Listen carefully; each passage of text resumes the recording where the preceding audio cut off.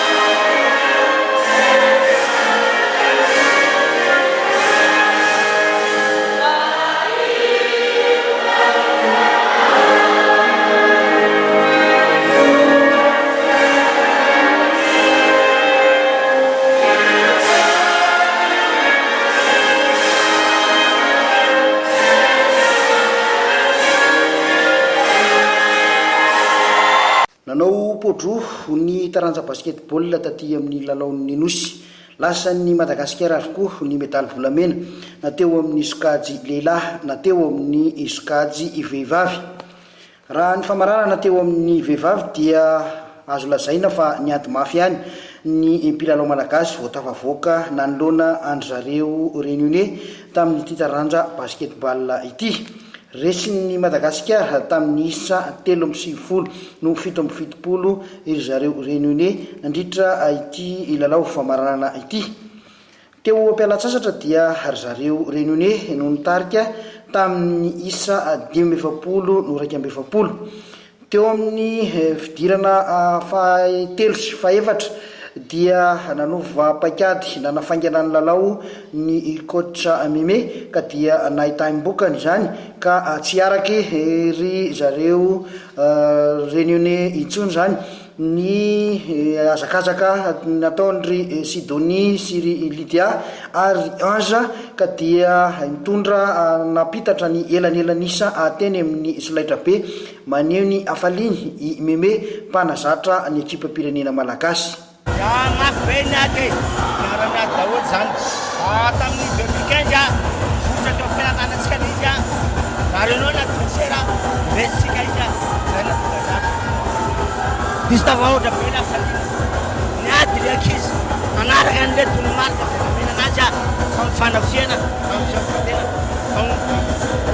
ho an'ny Anza kosa izay isan'ny mpilalao mila ravinahitra any Frantsa nanampy ny mpilalao taty La Réunion dia nambarany fa mbola manana traikefa ireo mpilalao zokiny ary isan'ny tompony ho an'ny Madagasikara izay miampy ny tanjak'ireo mpilalao izay vao azo lazaina ho tanora sy eritseriny amin'izao fotoana izao.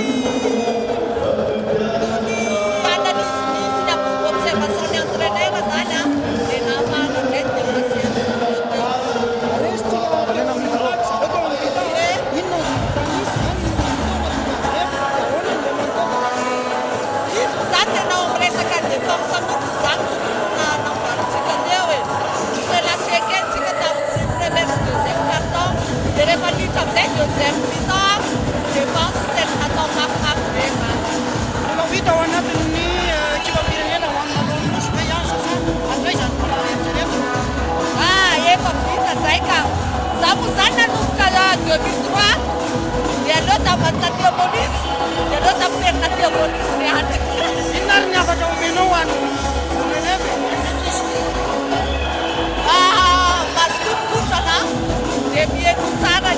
tena